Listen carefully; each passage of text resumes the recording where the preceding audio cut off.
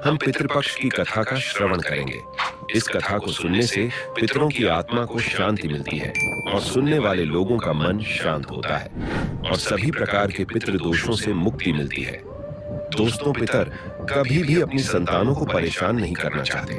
वह बहुत दयालु होते हैं, लेकिन संतानों की उपेक्षा से पितर दुखी हो जाते हैं, क्योंकि संतान के द्वारा श्राद्ध कर्म और पिंडदान आदि करने पर उन्हें तृप्ति मिलती है और वे अपनी संतानों को धन धान्य और खुश रहने का आशीर्वाद देते हैं।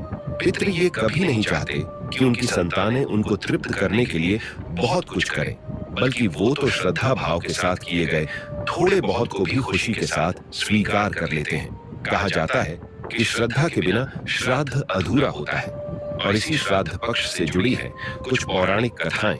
पितृपक्ष के दिनों में इन कथाओं को जरूर सुनना चाहिए, जिससे पितृ तृप्त होते हैं और अपने सामर्थ्य के अनुसार कुछ ना कुछ दान भी अवश्य देना चाहिए।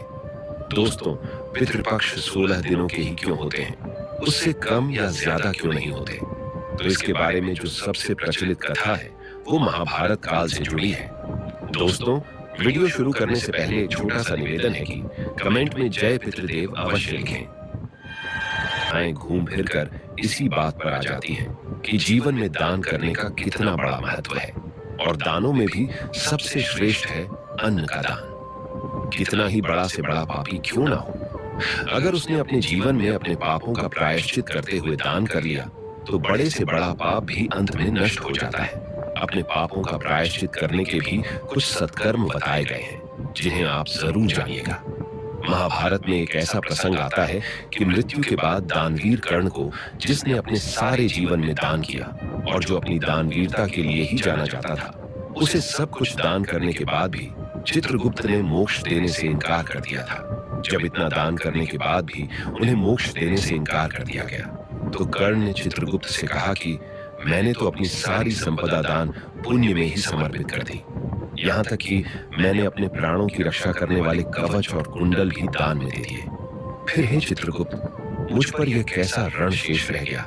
तब चित्रकूट ने उन्हें बताया कि राजन, आपने देव ऋण और ऋषि ऋण तो चुका दिया, अब आप पर पितृ ऋण शेष है।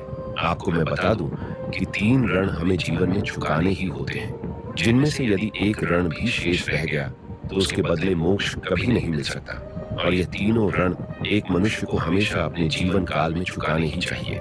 चित्रगुप्त कर्ण से कहते हैं कि हे राजन, आपने अपने पूरे जीवन में संपदा और सोने का ही दान किया, आपने कभी भी अन्न का दान नहीं किया। जब तक आप इस ऋण को नहीं उतारते हैं, आपको मोक्ष नहीं मिल सकता।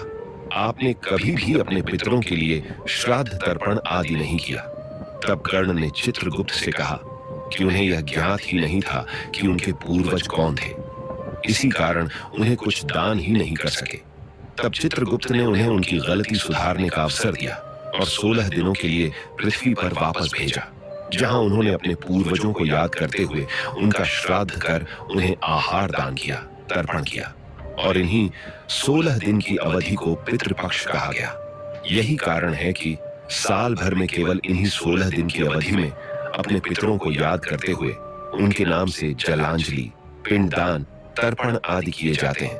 वैसे तो अमावस्या का दिन भी पितरों को ही समर्पित होता है, लेकिन विशेष रूप से ऐसी मान्यता है कि इन 16 दिनों में यदि पितरों के नाम से दान पुण्य आदि कर दिए जाएं, तो यमलोक, नरकलोक अथवा स्वर्गलोक में गए हुए पितरों की आत्मा को मोक्ष मिल जाता है।